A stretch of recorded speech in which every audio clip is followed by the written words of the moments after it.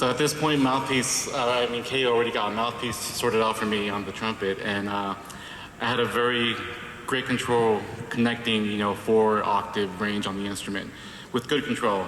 And I figured since I had all this connection now and I felt very comfortable with it, I want to be able to do more with it. So I noticed that I couldn't really articulate anything above G above high C, like real strong articulation, like I was doing it down the octave. So one day I just figured I would ask KO, hey, I know I could practice more and figure it out, or is there something you might be able to tweak or think about that can help me out?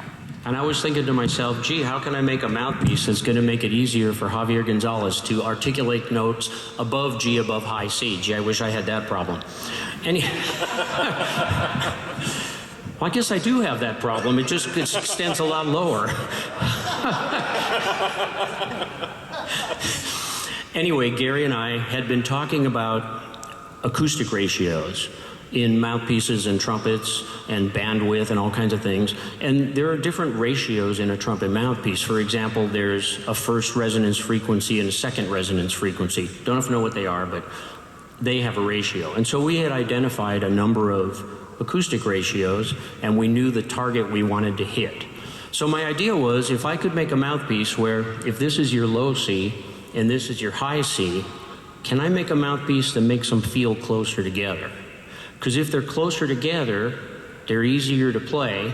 If they're closer together, that G above high C isn't as far away. It's easier to play, and an amateur like Javier might be able to tongue up there. So I had an idea. I made a mouthpiece. I don't know where I got the idea from. I woke up, Dave Monette says he gets his ideas from Sheldon the cat. I don't know. I might have gotten it from my neighbor's pit bull. But whatever, I had this idea. I'm here all week. I made this mouthpiece, and I said, Javier, come check it out. So Javier came up and... Well, immediately, as I attacked the first note, careful there, I played a C in the staff, and how I would normally do it on my regular setup, it felt so much louder. I couldn't explain why, but I started, pulling up the whole range of the instrument, and I just started noticing that everything felt much easier, and it just felt closer together. So I was very excited to take it home with me and go use it in a rehearsal band. And I was listening to it, and I've heard him for a number of years, and he always sounded good, but there was something magical about the sound of this mouthpiece. It was full, it was resonant, it was clear, and I thought, okay, man, we got the holy grail here. So that evening, Javier sent me this video.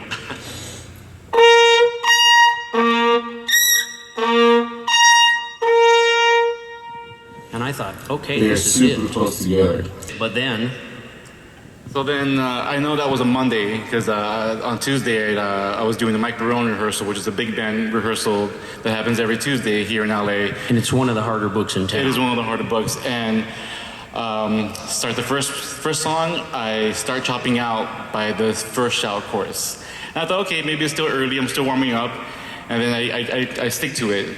3 songs later, I'm just completely pooping out.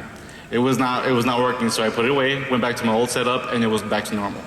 It essentially felt like I just could not meet the volume of the section and the whole big band, so I couldn't use it.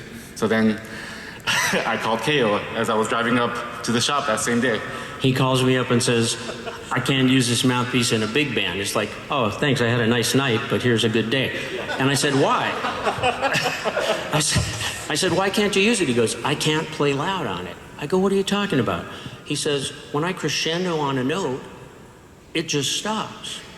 And so I said, well, when you have a chance coming up, he said, I'm on my way.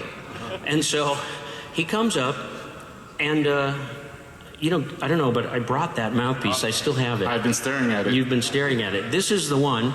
And I'm thinking while he's driving up, what does Javier Gonzalez mean when he goes to play a note and it stops when he crescendos? So this is what happens.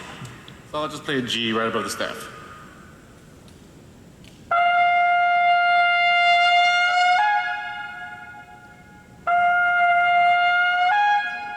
I just have zero control over the crescendo.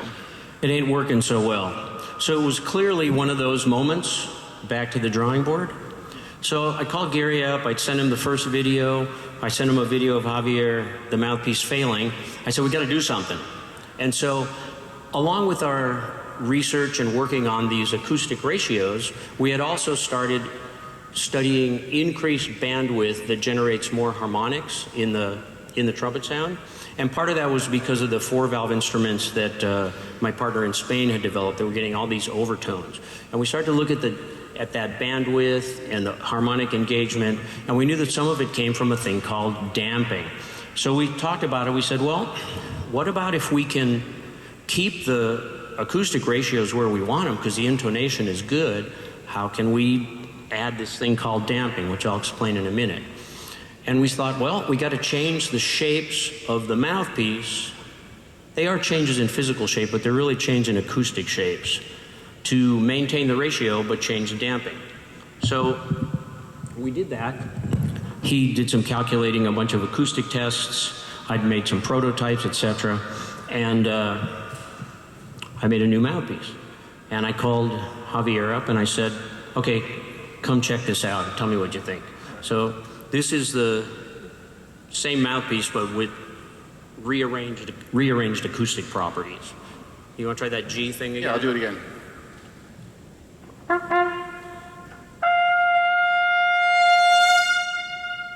It's a huge difference. That's a huge difference, the response I get now. Okay, that's cool. Can you play something more fun? Oh, sure. Well, let's see what happens.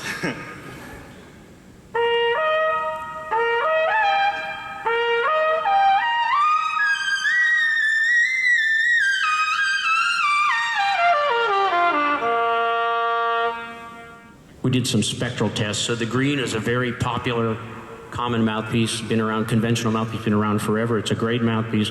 But if you look at the blue behind it, the DaVinci, you see how all the expected harmonics and all the stuff in between, it's a lot louder, right? So for the same, so this is the fundamental, and if you see the green and the blue, they're about the same volume, very close to the same volume. So the trumpet player is producing the fundamental, in this case the middle C, and the green is producing this much volume, and the blue is producing a lot more energy, especially up in the higher harmonics where a lot of the trumpet tone and brightness is concerned. So for the same amount of effort, you're getting a lot more output.